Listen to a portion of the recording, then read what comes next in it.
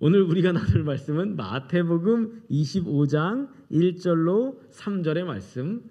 저와 여러분이 천천히 함께 읽겠습니다. 마태복음, 우리 대림절 세 번째 주일에 우리에게 주신 말씀이 마태복음 25장입니다. 같이 합독하겠습니다. 시작. 그때 천국은 마치 등을 들고 신랑을 맞으러 나간 10 처녀와 같다 하리니 그 중에 5은 미련하고 5은 슬기 있는 자라. 미련한 자들은 등을 가지되 기름을 가지지 아니하고 슬기 있는 자들은 그릇에 기름을 담아 등과 함께 가져갔더니 신랑이 더디 오므로 다 졸며 잘새 밤중에 소리가 나되 보라 신랑이로다 맞으러 나오라 하매 이에 그 처녀들이 다 일어나 등을 준비할세 미련한 자들이 슬기 있는 자들에게 이르되 우리 등불이 꺼져가니 너희 기름을 좀 나눠달라 하거늘 슬기 있는 자들이 대답하여 이르되 우리와 너희가 쓰기에 다 부족할까 하노니 차라리 바는 자들에게 가서 너희 쓸 것을 사라 하니 그들이 사러 간 사이에 신랑이 오므로 준비하였던 자들은 함께 혼인잔치에 들어가고 문은 닫힌지라. 그 후에 남은 처녀들이 와서 이르되 주여 주여 우리에게 열어주소서. 대답하여 이르되 진실로 너희에게 이르노니 내가 너희를 알지 못하노라 하였느니라. 그런즉 깨어있으라. 너희는 그 날과 그 때를 알지 못하느니라. 아멘. 대리좀 세 번째 주일 한 주간 잘 지내셨어요? 날이 갑자기 추워져서 저 일부 예배 드릴 때는 손이 시려가지고 그랬는데 요즘 오늘 따뜻하네요. 여기는 서로 추우니까 따뜻하게 옆 사람과 따뜻하게 해요. 째려보지 말고 따뜻하게 인사합시다. 주님이 당신을 기다리고 있습니다. 시작. 주님이 당신을 기다리고 있습니다. 이렇게 대답하는 거예요. 아멘. 우리도 주님을 기다립니다. 시작. 아멘. 우리도 주님을 기다립니다. 주님을 기다리는 우리 은혜의 뜰 모든 성도들 되기를 축복합니다. 좋습니다. 요즘 뉴스를 보면 진짜 마음이 어수선합니다. 이게 평안하다고 말하기엔 너무 연말이 너무 복잡합니다. 우크라이나 전쟁은 끝나가는데 예상했던 것과 달리 마무리될 것 같기도 하고 캄보디아와 태국도 F-16 날려가지고 폭격한다 난리 났고 이스라엘하고 아랍도 하루에 미사일 1000발을 내가 쏟아붓겠다 엄포를 놓고 서로 그러고 있고 이거 평소에 친하지도 않던 인도랑 러시아는 갑자기 절친이 돼가지고 딱 대통령끼리 너무 관계가 요상해집니다. 세계 경제는 굉장히 심각하게 어려워지고 있다 그러는데 그리고 또 우리 옆나라 일본하고 중국은 왜 그러는 거야? 왜 이렇게 싸우는 거예요? 갑자기 이 분위기 이상해집니다. 거기에 일본이 또 큰 지진이 날 것 같다고 예측하고 있습니다. 연말이어서 좀 뭔가 평화의 분위기가 있으면 좋은데 이거 어수선합니다. 이러다가 세상 이거 어떻게 되는 거 아니야? 사람들이 그걸 걱정하기 시작했습니다. 여러분 이런 상황을 폴리크리시스라고 번역하자면 복합위기 이렇게 번역을 했는데 여러 개의 위기가 동시에 터지는 폴리크리시스라고 부릅니다. 악재가 겹쳤다는 뜻이죠. 한마디로 이 세상 요즘 세상을 살아가는 우리의 마음이 살얼음판 위를 걷는 것처럼 초조하고 불안합니다. 오늘 본문은 원래 마태복음 25장 본문은 어디서부터 시작되는 얘기냐면 마태복음 24장부터 시작됩니다. 24장에 딱 우리가 지금 갖고 있는 이런 불안하고 초조한 상황 앞에서 제자들이 예수님한테 물었습니다. 예수님, 세상 끝에는 어떤 징조가 생겨요? 예수님 거기에 대한 대답이 24장부터 25장까지 쭉 이어지는 중입니다. 제자들은 늘 그걸 묻습니다. 징조, 언제예요? 언제 끝납니까? 지구가 언제 망합니까? 그걸 묻습니다. 근데 예수님은 지구가 언제 멸망하는지 그런 얘기 하지 않습니다. 주님의 관심은 불안하고 초조한 오늘을 어떤 태도로 살아가야 하는가 그 얘기를 계속 하시던 중이었습니다. 여러분 우리는 시한부족남말랑 그런 거 관심 갖지 마세요.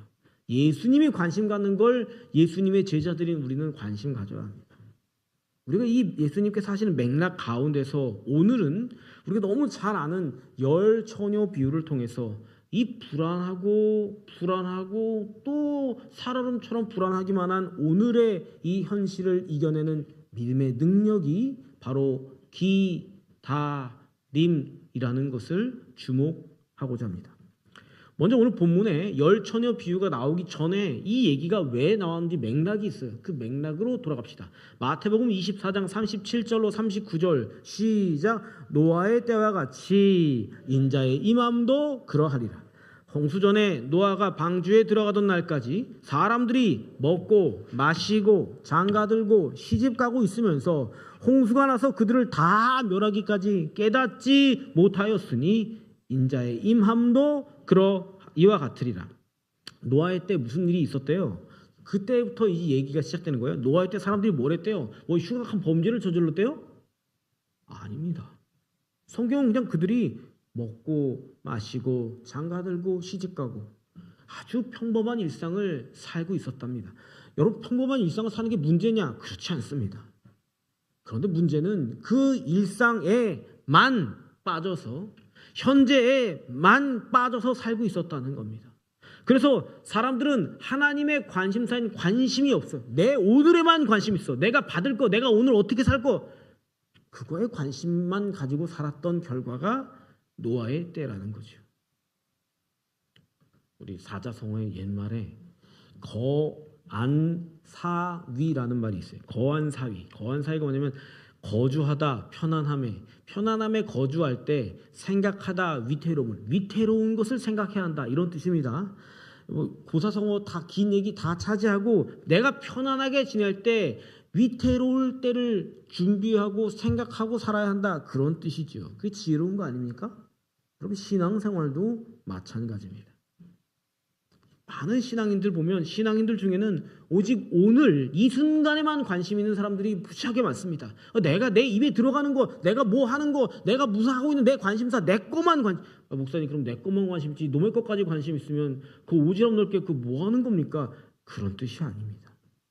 오늘 나는 뭐 먹지? 오늘 나는 어디서 좋은 곳을 보지? 밥은 뭐 먹지? 일을 열심히 하고 어떻게 일하면 열심히 하지? 친구는 열심히 어떻게 만나지? 단풍 구경 끝났으니까 나 눈꽃 구경하러 다니고. 여러분, 다 좋습니다. 다 좋아요. 그러나 그게 그저 오늘 하루만을 사는 것에 거기에만 빠져 있는 그것이 문제. 여러분, 우리는 그런 삶을 기다림이라고 부르지는 못합니다. 그죠? 그건 기다림은 아니에요. 현재를 즐기고 있잖아요. 그러나 그리스도인은 우리의 능력을 즐기는 것에 두지 않고 기다리는 것에 두는 사람들입니다. 기다림이란 말에 대해서 그 표현이 딱 정확하진 않지만 뒤에서 정확한 얘기가 나와요. 등잔불 들고 있는 사람에게서 정확하게 나오는데, 어쨌든 굳이 표현하자면 어떤 하나의 긴장감을 놓지 않는 자세를 말하는 거예요. 설마 오늘 주님 오시겠어? 나는 그냥 좀 오늘은 좀 풀어놓자. 영혼의 긴장감을 놔버린 오늘, 그러면 우리는 이 노아의 때 사람들하고 똑같습니다. 오늘에 다 파묻히고 휩쓸려서 둥둥 떠다니다가 쓸려가는 거죠. 오늘을 100% 열심히 살아야 하는 거 맞습니다. 오늘의 최선을 다해 사는 겁니다. 그런데 그 안쪽에는 어떤 긴장감이 있냐? 내가 기다림이 있다. 나는 기다리고 있는 게 있어. 나는 여기가 목적지가 아니야. 기다리는 게 있어. 그 자세를 품고 살라는 겁니다. 그걸 기다림의 신앙이라고 부르는 거예요. 그러면 기다림의 자세가 뭐냐? 성경이 오늘 보면 마지막에 그러므로 깨어있으라 그러셨는데, 깨어있다는 게 뭐냐? 일상 속에서 뭐가 깨어있는 거냐? 매일매일 불안해하고 하늘만 쳐다보면서 언제 오는 거야? 초조해 죽겠는데, 그런 게 기다림이냐? 아닌 줄 아시지요? 그건 기다림이 아닙니다. 주님이 말하시는 기다림이 그런 게 아니에요. 그러나 여러분, 이건 확실합니다. 기다림의 삶이라는 것은 안정적일 때 드러나는 게 아닙니다. 기다림의 능력은 언제 드러나느냐? 불안과 두려움이 우리를 찾아올 때, 폭풍우가 치고 바람이 불어닥칠 때, 거기서 기다림의 능력이 나타납니다. 제가 되게 살아계신 분은 존경하다고 잘 안 하는데, 돌아가신 분 중에 존경하는 분 꼽으라면 손가락 안에 드는 아주 저는 너무 좋아하는 분이 안중근 장군님이에요. 안중근 장군께서 리순 감옥에서 순국하시기 전에 붓글씨를 몇 점을 써놨습니다. 그걸 유묵이라고 불러요. 유묵. 안중근 장군의 유목 중에 견리사의라는 말이 있어요. 이익을 보거든, 내 주머니가 두둑해지거든, 내가 좀 살만하거든, 사의, 의를 생각하라, 그 말입니다. 여러분, 이 말은 굉장히 기독교적인 말입니다. 예수님이 우리에게 이렇게 말씀하시죠. 너희는 먼저 그의 나라와 그의 의를 뭐하라? 구하라. 여러분, 이게 견리사의의 구체적인 뜻입니다. 안 장군님 유목 중에 이런 말도 있어요. 위국 헌신, 군인 본분, 이런 말이 있어요. 나라가 위태로울 때 자기를 바치는 것이 군인된 자의 도리이다. 그게 군인된 자의 직분에 맞는 일이다. 그렇게 말합니다. 여러분, 그런 자세로 살아가는 것이 오늘을 충성스럽게 살되 깨어있는 삶, 기다림의 자세로 사는 삶입니다. 이런 사람이 성경에 이와 똑같은 마음이 있습니다. 주님을 기다리는 마음, 주님만 생각하는 마음이 있었어요. 다윗 왕이었습니다. 다윗 왕이 광야에서 도망자로 살 때는 너무너무 힘들게 삽니다. 그러다가 왕이 딱 됐네. 유대의 왕이었다가 통일 이스라엘 12지파의 왕이 돼서 딱 예루살렘 왕좌에 딱 앉아서 딱 왕관을 쓰고 편안함 가운데 거할 수 있었습니다. 자기는, 성경에 나오게 자기는 백향목 궁에 거하고 있습니다. 백향목으로 지은, 요즘 말로 하자면 이런 말 하면 좀 거기 사시는 분들 좀 슬플지도 모르겠으나, 잠원동에 있는 모 아파트 요즘에 얼마냐고 물어봤더니, 검색해봤더니 얼마 안 비싸요. 한 58억 정도? 아파트 한 채 58억이라니까 깜짝 놀라지도 않으셔. 다들 한 채씩 있는 것처럼. 얼마고 봤더니 58억이래요. 그래서 자기는 그런 집에 살고 있습니다. 물론 그 집보다 비싼 집이 없느냐? 있어요. 살고 있는데 편안하게, 아니 왕이시여 그동안 고생했으니까 좀 쉬어요. 좋은 거 드시고 딱 와인도 한 잔 딱 들고 편안한 궁에 딱 누워갖고 소파에 딱 누워서 그늘에서 좀 즐겨요, 시원하게. 그런데 다윗 왕은 거기서 평안하게 거할 수 있을 때 그 안락함에 푹 빠져 지내지를 못합니다. 나는 안락한데 그걸 즐기지를 못합니다. 뭐를 생각하느냐? 나는 여기 있는데 하나님은 텐트에 계시는구나. 사무엘하 7장 2절에 이렇게 말합니다. 나는 백향목 궁에 살거든 하나님의 궤는 휘장 가운데 있도다. 여러분, 다윗은 편안함에 거할 때 하나님의 전을, 하나님의 의로움을 먼저 생각하고 있습니다. 편안할 수가 없어요. 이것이 기다림의 자세를 살아가는 현실의 인간입니다. 여러분, 이런 사람이 잘 되지 않을 수 있겠습니까? 이 사람 뭐 하는 것마다 안 될 리가 있겠어요? 제가 하나님이었어도 너무 기특해서 얘가 하는 거 다 해주고 싶을 것 같아요.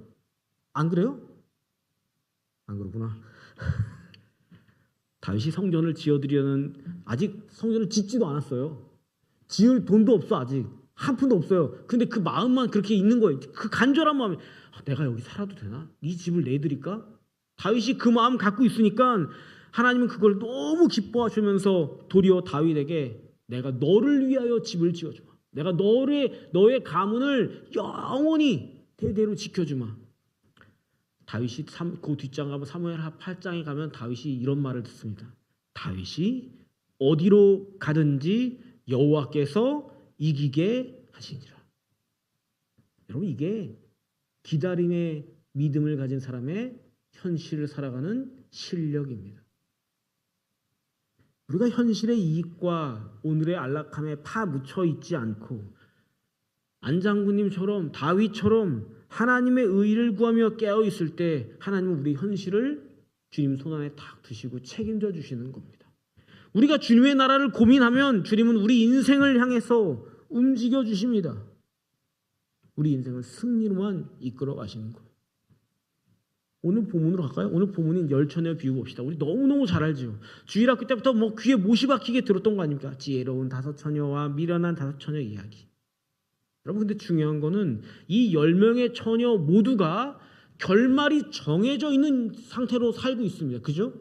결말은 뭐예요? 신랑을 만나서 결혼식에 들어가는 게 결말이었습니다. 가만히만 있으면, 미련한 5처녀도 가만히만 잘하고만 있으면 그냥 결혼식에 들어가서 자기도 신랑을 만나게 되어 있다는 거예요. 마치 우리 인생처럼 신랑 대신 예수님을 만나는 것으로 잘 흘러가게 되어 있습니다. 그래서 10명의 처녀는 등을 들고 신랑을 기다립니다. 그 기다리는 모습이 겉으로는 똑같습니다. 다 등을 들고 있었고 본문에 보니까 뭐냐면 기다리다가 지쳐서 졸다가 잠이 듭니다. 깨어있으라는 말은 졸지 말라, 잠들지 말라 그런 뜻 아닙니다. 잘 수 있습니다. 모두가 연약한 인간이니까 신앙생활 하다 보면 지칠 수 있습니다. 나만 수고하고 있어. 나만 너무 힘든데 나만 계속 부려먹어. 아까도 그 저번에도 그 지만 번에 나 시키더니 또 나 시켜. 아우 힘들어. 지칠 수 있습니다. 넘어질 수 있습니다. 시험 들 수 있습니다. 그렇게 우리는 다 연약하니까 졸며 잠들 때가 있습니다. 그런데 결정적인 차이가 있습니다. 3절과 4절 읽어볼까요? 시작. 미련한 자들은 등을 가지되 기름을 가지지 아니하고 슬기 있는 자들은 그릇에 기름을 담아 등과 함께 가져갔더니. 결정적인 차이는 그릇에 기름이 담겨있는 그 그릇이 있느냐 없느냐. 성경은 뭐냐면 슬기로운 자들이 그 그릇에 기름을 담아 등과 함께 가져갔답니다. 여러분 당시에 혼인잔치에 쓰던 등이 우리가 여러분들이 잘 아시는 호롱불 같이 이렇게 이렇게 종지 같은 데다가 기름을 담아서 이렇게 심지를 넣어가지고 딱 이렇게 하는 것처럼 그림에 많이 나오지만 이런 등은 꽤 오래 갑니다. 꽤 오래 타요. 몇 시간 탑니다 이거. 그런데 여기 본문에 나와 있는 등이라고 표현한 그 등은 실제로는 람파스라고 하는 헬라어를 번역한 말인데 이게 뭐냐면 막대기에다가 짝대기 있으면 여기다 헝겊을 감아요. 그래서 기름을 푹 찍어 여기다 불을 붙여요. 이거 횃불 같은 거죠. 이거는 그렇게 등처럼 오래 탈 수가 없습니다. 금방 꺼지거든요 이거. 네? 횃불은 한계가 있는 불입니다. 기름 머금고 있을 때는 활활 타는 것 같지만 그 기름이 반드시 금방 떨어지게 돼 있다는 거예요. 기름이 떨어지면 뭐를 태워요? 기름이 다 타고 나면 뭐가 타요? 그때부터 이제 헝겊이 타겠죠. 여기 헝겊이 타는 거야. 헝겊이 다 타면 어떻게 돼요? 나무를 태워서 들어가겠죠. 자기를 태울 겁니다. 횃불은 생각보다 그렇게 오래 가지를 못하는 거예요. 미련한 처녀들, 미련한 신앙인도 람파스, 횃불은 들고 있습니다. 겉으로 보이는 어떤 신앙의 형식, 직분 높아. 나 열심히 했어. 봉사도 열심히 했어. 예배 드리는 거, 그리고 다 가지고 똑같았다는 겁니다. 그런데 슬기로운 처녀는 거기에 한계가 더 있었습니다. 그건 그릇입니다. 앙게이온, 그릇이라는 말입니다. 그 그릇은 이렇게 종지장에 이렇게 해서 심지 놓고 하는 이 그릇이 아니고 별도의 기름을 담는 그릇이 그 품에 있었다는 뜻입니다. 저장 용기, 기름 저장 용기가 있었어요. 미련한 처녀냐 슬기로운 처녀냐 등은 똑같이 들고 있습니다. 외형은 똑같습니다. 그런데 이 횃불에 묻은 기름은 금방 날아갈 겁니다. 그래서 신랑이 늦어지면, 기다림은 길어지면 겉에 묻은 이 기름만으로는 도저히 버틸 수가 없어요. 이 횃불은 찍어서 불 붙이는 앙게이온, 기름 그릇이 꼭 필요한 겁니다. 횃불을 들고 있는 우리 인생도 바람이 붑니다. 인생은 바람이 불게 되어 있습니다. 거기서 횃불 하나로는 버틸 수가 없습니다. 인생의 풍파가 찾아오면 금방이라도 이 횃불은 꺼질 것 같습니다. 금방 꺼질 것 같습니다. 거기서 하나님을 향한 기대는 차게 식어져 가고 하루하루 너무너무 곤고한 하루에 지쳐서 집에 들어오면 쓰러져서 잠이 들어버립니다. 그렇게 점점 우리를 오늘 속에 파묻으려고 세상은 계속해서 풍파가 치는 겁니다. 그렇게 불이 다 꺼지고 모두가 졸며 잠이 듭니다. 그러나 사랑하는 은혜 성도 여러분, 거기서 기다림을 가지고 있는 사람은 그 품 안에 기름통이 하나 따로 있는 겁니다. 그걸 갖고 살아야 됩니다. 그 기다림 때문에 매일매일의 곤고한 삶이 위로를 받을 수 있어요.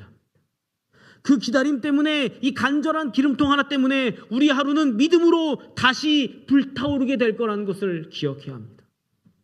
내가 아무리 곤고하고 힘이 들고 낙심이 되고 내 안에 다 떨어진 것 같아, 난 이제 힘이 없어, 그런다 할지라도 이 끝에 누가 계신다? 신랑 되신 예수님이 반드시 오신다는 그 기다림, 그게 있어야 믿음의 불을 다시 붙일 수 있는 겁니다. 기다림은 그래서 믿는 사람들에게는 어두운 오늘 이 밤을 지나는 실력이 되는 겁니다. 능력이 되는 겁니다. 여러분, 믿음의 실력은 그 등 반짝반짝 빛나는 횃불로 나타나는 게 아니에요. 뭘로 나타나요? 그 품 안에 기름 그릇으로 나타나는 겁니다. 어떤 신앙인들은 횃불만 들고서 신앙생활을 합니다. 횃불은 여러분 마치 이런 거죠. 내 감정 막 뜨거울 때, 주님을 처음 만난 그 은혜, 내가 주를 처음 만난 날 막 뜨거워서 막 신이 나서 섬깁니다. 팔다리가 쑤셔도 아픈 줄도 몰라. 막 새벽같이 일어나서 밤늦게까지 막 섬겨요. 그래도 즐겁대. 그럴 때가 있었습니다. 그런데 기다림이 길어지고 지 뜻대로 안 되고 내 감정대로 반응해 주지 않으면 그 횃불은 비시시 꺼져갑니다. 작은 바람에도 툭 꺼져버립니다. 그거 그냥 횃불인 겁니다. 횃불이 꺼져가는 걸 누가 제일 잘할까요? 누구보다 자기 자신이 제일 잘할 겁니다. 주님, 제 횃불이 꺼져가고 있습니다. 이대로 두시면 안 됩니다. 이러다가 다 꺼질 수 있습니다. 그럴 수 있어요. 모든 인생이 횃불이 꺼질 수밖에 없다는 것을 아는 겁니다. 그러나 슬기로운 다섯 처녀는 기름과 기름 그릇을 준비한 성도는 다릅니다. 겉으로는 똑같이 횃불이 꺼진 것 같았지만 곤고한 매일의 삶 속에서 그 내면에 하나님의 말씀에 귀를 기울이고 어떻게든 이 지친 하루를 끌어다가 하나님께 붙여볼까, 맨날 실패할지라도 그걸 계속 하는 겁니다. 계속. 여러분, 그리고 그것이 결국에는 이 안에 기름 그릇을 담아놓고 사는 인생이 된다는 겁니다. 아이고 목사님, 저는요 하나님 말씀 읽으려고 그래도 눈이 잘 아이고 눈이 깜깜하고 침침해가지고 보이질 않아. 요즘 저도 노안이 와가지고 가까이 보이질 않아. 이게 보이질 않아요. 그래서 성경을 읽을 수가 없어요. 그러면 읽기가 어려우시면 새벽기도 나오십시오. 거기 저랑 같이 성경 묵상하면 됩니다. 아, 제가 출근하느라고 새벽기도 오나, 그러면 우리 밴드에 매일 올라갑니다. 그 화면이 좀 흐릿하고 별로 듣기 좋지 않으면 귀로 들으십시오. 듣기만 하십시오. 그걸 목사를 위한 일이라고 생각하지 마세요. 누구를 위한 일입니까? 내 인생에 횃불 담는 거 누구를 위한 일입니까? 등불 담는 거 누구를 위한 거냐고요 도대체. 여러분들 자신을 위한 복음의 메시지라는 것을 여러분 기억하셔야 합니다. 우리 인생의 밤이 길어지고 신랑은 더디 오실 겁니다. 그리고 바람은 반드시 불 거라고요. 우리는 그걸 알고 있습니다. 그건 벌이 아니고 인생이 원래 그렇다는 걸 여러분 알고 있습니다. 그러니 살면서 때때로 상황은 어려워질 때도 있고 조금 나아질 수도 있습니다. 그러나 시간이 가면서 건강은 점점 약해지고 팔다리는 내 마음대로 안 될 거고 때때로 사는 동안 풍성할 때도 있겠지만 부족할 때도 수시로 나올 겁니다. 거기서 내가 횃불만 들고 있는 중이라면 그 작은 바람에 그만 피시식 다 꺼지는 거 아닙니까? 주님이 오시어 우리의 삶을 기쁨으로 채우는 날이 다가올지라도 거기에 불을 땡겨서 붙일 게 없어. 어떻게 하면 좋아요? 어떻게 하면? 그러나 여러분, 이 기름 그릇이 이 안에 잘 담겨 있으면 거기에 폭풍이 치고 풍파가 닥쳐서 횃불이 다 꺼져버렸어. 다 젖어버렸어. 이거 어떻게 하면 좋아? 나는 내 믿음은 어디 간 거야? 그 젊을 때 그 열정은 다 어디 간 거야? 나는 예수님을 왜 믿었던 거야? 내가 20년, 30년, 40년씩 예수님을 왜 쫓아다녔던 거야? 잠시 불이 꺼진 것 같아도 이 안에 담겨있는 이 기름 그릇 때문에 이 횃불은 예수님이 오시면 다시 언제든 밝혀낼 수 있다는 겁니다. 근데 진짜 문제는 기름 그릇 그것만 문제인 게 아니에요. 구절을 같이 읽어볼까요? 진짜 문제는 이겁니다. 시작. 슬기 있는 자들이 대답하여 이르되 우리와 너희가 쓰기에 다 부족할까 하노니 차라리 파는 자들에게 가서 너희 쓸 것을 사라 하니. 진짜 문제는 이겁니다. 이 기름을 남에게 빌릴 수가 없다는 겁니다. 이런 기름은 빌릴 수가 없대요. 이 정말 문제입니다. 남의 것을 좀 빌려 쓸 수 있으면, 아니 목사 제가 어디 피라도 뽑아가지고 기름 채워주고 싶어요. 여러분들의 인생에 다 기름들을 가득가득 채워주고 싶습니다. 이걸 할 수가 없다는 게 문제예요. 이걸 할 수가 없다는 게. 목사가 됐지만 여러분들의 인생을 대신해서 충만하게 만들어줄 방법이 없습니다. 여러분들이 결단하지 않는 이상, 여러분들의 믿음의 길을 채워가지 않는 이상 방법이 없어요. 제발 겉으로 보이는 등불에만 신경 쓰지 마시고 여러분들 인생 안에 있는 내면의 그릇을 기름으로 가득가득 채워가셔야 됩니다. 그것이 어떠한 현실의 밤과 어떠한 폭풍우도 이겨낼 수 있는 진짜 믿음의 실력이, 믿음의 능력이 될 수 있는 겁니다. 우리가 이제 금요일마다, 요즘에는 금요일마다 기도를 위해서 다윗의 기도를 나누고 있는데, 여러분 다윗은 진짜 기도의 사람입니다. 금요일이 아니고 수요일마다 나누고 있죠. 다윗은 평소에 하나님 앞에 그렇게 연약하다고 고백하는 사람입니다. 아니 뭐 왕이 저렇게 비실비실해. 아니 뭔 기도하면서 너무너무 비굴해 보일 정도로 하나님 앞에는 하나님의 눈치만 보고 있는 거야. 왕이 뭔 저렇게 기도를 하나 싶게 기도를 합니다. 그런데 여러분, 하나님은 그런 다윗을, 우리 아까 말했잖아요. 어디로 가든지 어떻게 하겠다고요? 어디로 가든지 이기게 하셨습니다. 다윗의 기도를 보면 하나님의 눈치를 이렇게 봐야 되나? 이게 신앙인인가? 이게 좀 믿음이 없는 거 아니야? 왜 이렇게 유약하고 왜 이렇게 소심하고 무슨 신경쇠약증 걸린 환자처럼 하나님을 이렇게까지 의식하는가? 그렇게 보입니다. 하나님 앞에서는. 그런데 다윗이 나중에 문제 앞에 섰을 때, 자기를 배반하는 신하들 앞에 섰을 때, 전쟁터 앞에 섰을 때 다윗은 무지하게 강력합니다. 당당합니다. 여러분, 우리는 너무 반대죠. 그죠? 우리는 너무 반대입니다. 문제 앞에서는 막 사건이 생겼다, 문제가 생겼다, 내가 뭐 어떤 문제가 환란이 닥쳤다, 막 초조하고 두려워하고, 그리고 그때서야 교회 와가지고, 교회 쪼로 와가지고 내가 교회를 안 다녀가지고 벌 받았나 봐, 하나님 나 미워하시나 봐, 그겁니다. 그런데 그리고 와갖고 하나님 앞에서는 너무 당연하다는 듯이 당당하게 하나님 앞에 자신만만하게 큰 소리로 요구를 합니다. 그 모습이 제 눈에는 어떻게 보이냐면 가끔, 다 그런 건 아니야, 가끔 특별한 어떤 경우에 가끔 이렇게 보이더라고요. 그 있잖아요, 왜 밖에 나가서는 찌질하고 기도 못 펴는 머스마가 집에 들어가서 엄마한테는 엄마 돈 내라, 이거 내가 맡겨놓은 거, 지가 맡겨놓은 것도 아닌데 엄마가 그 노모가 어렵게 꼬깃꼬깃 모아놓은 그거, 생활비 모아놓은 그걸 가지고 탁 갖고 나가 자기 거한테, 이런 거를 믿음이라고 부르기는 어렵잖아요. 신앙은 그런 것이 아닙니다. 그러니 여러분, 이 기름 그릇을 준비하십시오. 그거 우리가 노력해서 우리가 만들어낸 거라고 생각하시면 안 됩니다. 그걸 얻기 위해서는 주님 앞에 겸손하게 엎드리며 주님의 말씀에 귀를 기울이며 주님의 말씀에 자기를 바치며 살아가는 인생들이 있어야 합니다. 자, 그러면 열 처녀들은 이제 어떻게 되는지 봅시다. 보면 10절 시작. 그들이 살아간 사이에 신랑이 오므로 준비하였던 자들은 함께 혼인잔치에 들어가고 문은 닫힌지라. 여러분, 신랑이 언제 옵니까? 본문의 신랑이 언제 와요? 또 띄워주세요. 본문의 신랑이 언제 온답니까? 언제 왔어요? 그걸 띄워주는 게 아니라, 그치, 성경을 그들이 언제? 살아간 사이에. 여러분, 하나님은 그들이 살아간 사이에 오십니다.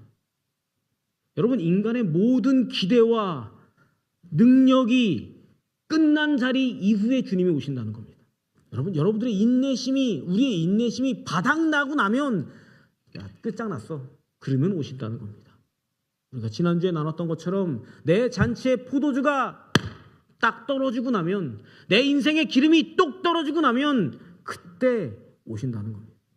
모든 인생은 자기 인생의 포도주가 떨어지게 되어 있습니다. 그러나 그때에도 품고 있는 기름단지에 기름이 있는 사람들, 준비된 자들은 잔치에 들어갑니다. 그리고 문이 닫혔어요. 뒤늦게 와서 기름을 사서 그 횃불에 기름 묻혀가지고 불을 붙여봤자, 주여 주여 열어주셔서 그 밖에서 부르짖어봤자 주님이 뭐라고 하신다고요? 내가 너희를 모른다. 나는 너를 몰라.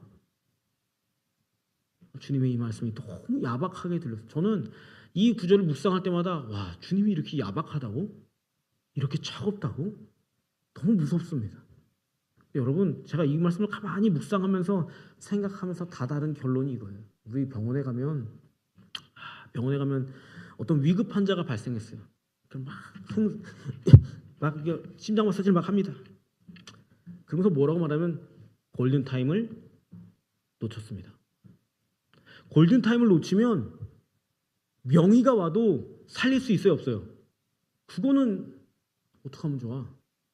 주님께서 지금 우리에게 문이 닫힌다라고 말씀하시는 것은 우리를 겁주려는 게 아닙니다. 지금이 골든타임이다 라고 우리에게 말씀하시는 겁니다.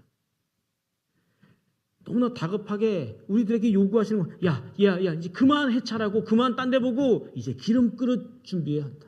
우리 모두가 천국잔치에 들어가기 위해서 기름 그릇 준비하자. 빨리 지금 해. 그럼 우리는 거기다 대고 아유, 제가 좀 팔다리가 시원찮아가지고 좀 나중에 하시죠. 아유, 좀 더 여유가 되면 제가 좀 여유가 되면 합시다, 주님. 그러시면 안 됩니다. 기다림이란 막연하게 손 놓고 팔짱 끼고 있는 게 아니라는 겁니다. 문이 열려 있는 지금, 골든타임이라고 주님께서 말씀하시는 지금, 기름 그릇을 지금 준비하라는 겁니다. 주님이 사랑하라 말씀하시면 없는 사랑을 쥐어짜서라도 내한테 없는 사랑을 쥐어짜서라도 일부러 이렇게 연습을 해. 이렇게 입 모양, 내 입 모양이 왜 이렇게 웃으면 안 되는 거야. 주님 눈만 웃지 않게 하옵소서. 다 기도하면서 없는 사랑을 쥐어짜서라도 내가 당신을 사랑합니다. 없는 사랑으로 사랑합니다. 내 사랑이 아닌 사랑으로 사랑합니다. 여러분, 사랑을 연습하고 훈련하면 이 안에 사랑이 없더라도 상대가 나를 사랑하는 것을, 내가 사랑하는 것을 보고 상대도 나를 사랑하기 시작합니다. 그럼 없는 사랑도 그 사랑에 반응해서 솟아나요. 해보세요. 그게 인간이라는 존재입니다. 주님이 용서하라 하시면 첫 죽일 놈 같은 거 저러 그런 마음이 여기까지 들었는데도 내가 용서하라니까 너를 용서하고 내가 말리라 해보는 겁니다. 그깟 우리의 감정 따위야, 우리 지나간 상처나 역사 따위야, 그깟 게 뭐라고 우리 인생을 막아서는가. 그거 치워버리고 그 안에 주님께서 말씀하신 그 기름단지를 곱게 품어보는 겁니다. 그래야 주님 말씀에 나를 바치는 신앙이 시작되는 겁니다.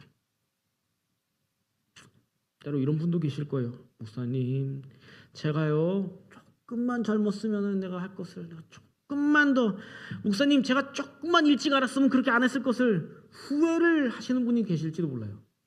여러분 후회를 다루는 방법을 제가 가르쳐 드릴게요. 후회를 다루는 방법, 이거는 뭐 성경에 나오는 건 아니지만 제 노하우로 가르쳐. 후회를 다루는 방법, 후회가 딱 떠오르는 그 순간이 가장 빠른 순간입니다. 그것만 잊지 마세요. 내 안에 내가 이렇게 놓쳤네, 어떡하지? 그 순간이 그걸 돌이킬 수 있는 가장 빠른 방법이에요. 골든타임이란 말은, 여러분, 골든타임이란 말은 늦었다는 뜻이에요? 안 늦었다는 뜻이에요? 의료계 종사하시는 여러분, 골든타임이란 늦었다는 뜻이에요? 아직 기회가 있다는 뜻이에요? 기회가 있다는 뜻입니다. 여러분, 성경에는 너무 늦었다 그런 말이 없습니다. 찾아보세요. 히브리 헬라어 다 뒤져보세요. 너무 늦었다 그런 말은 나와 있지 않습니다. 하나님께도 예수님께도 그런 말은 존재하지 않습니다.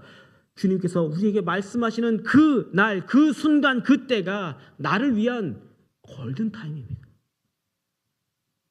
사랑하는 성도 여러분, 세상이 어수선하고 불안할수록 여러분과 우리의 기다림의 실력이 발휘가 될 때가 됩니다.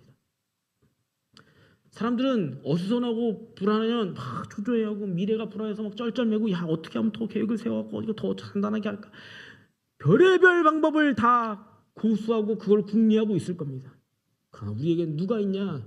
우리의 결국은 저 신랑 되신 예수님을 만나는데 다 연결되어 있다는 겁니다. 주님이 다시 오실 거예요. 그리고선 우리 눈에 눈물을 닦고, 야, 너 힘들었지? 너 얼마나 고생했어? 네가 내 말 순종하고 사느라고 얼마나 이를 악물고 사랑을 해냈냐? 얼마나 용서하지 못할 자를 용서하면서 견뎌냈냐? 얼마나 사랑으로 너 자신을 십자가에 바치며 살아냈냐? 우리 눈에 눈물을 닦아주시면서 우리에게 물어보실 거예요. 야, 너 고생했지? 그걸 기다리는 게 기다림의 능력으로 살아가는 오늘 우리의 삶입니다. 미련한 다섯처럼 횃불만 들고 겉모습만 바짝바짝 그것 쫓아다니지 마십시오. 우리의 마음을 딱 가다듬고 주님의 뜻을 먼저 구하는 그런 지혜로운 사람들 되셔야 합니다. 다윗이 자기가 편안한 가운데 거할 때도 하나님만 늘 생각했던 것처럼, 그래서 하나님이 그를 어디로 가든지 승리하게 하신 것처럼 여러분이 그 글을 딱 품고 다윗처럼 하나님을 먼저, 하나님의 마음을 먼저 물으시는 거예요. 그러면 여러분들을, 주님께서 여러분들을 이것만 바라보라고 하는 건 아니에요. 여러분들의 삶을 어디로 가든지 이기게 하시는 거예요. 오늘 하루 우리 은혜뜰 모든 성도들의 삶의 자리에서 최선을 다해서 성실하게 일하시되 주님께 뜨겁게 순종하고 이 안에는 믿음의 그릇을 다 담고 살아가는 그 기다림의 신앙을 품고 사시기를 우리 주님의 이름으로 축복합니다.